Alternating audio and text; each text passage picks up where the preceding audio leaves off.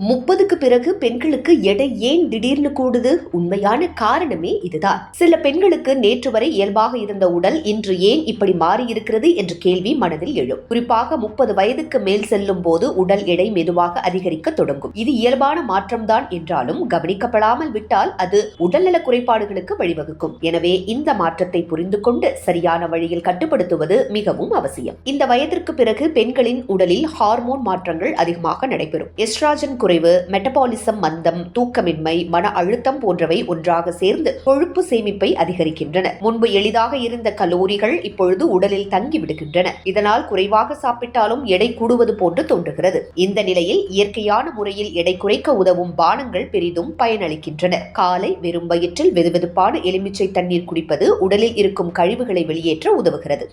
இது ஜீரண சக்தியை அதிகரித்து கொழுப்பு கரையை தொடங்கும் சூழலை உருவாக்குகிறது. தொடர்ந்து இந்த பழக்கத்தை பின்பற்றினால் உடல் லேசாக மாறுவதை உணரலாம். சீரக தண்ணீர் மற்றும் ஒரு முக்கிய பானம். இரவு சீரகத்தை தண்ணீரில் ஊற வைத்து காலை கொதிக்க வைத்து குடிப்பது வயிற்று கொழுப்பை குறைக்க உதவுகிறது. இது உடலின் சுரப்பிகளை சீரமைத்து ஹார்மோன் சமநிலையை மேம்படுத்துகிறது. அதனால் உடல் செயல்பாடுகள் ஒழுங்காக நடைபெற தொடங்குகின்றன.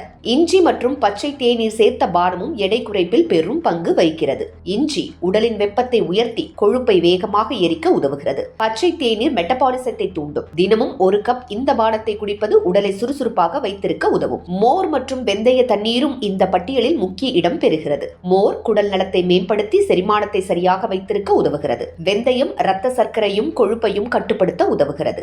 குறிப்பாக 30 வயதுக்கு மேல் ஏற்படும் மாற்றங்களை சமாளிக்க இது பயனுள்ளதாகும்.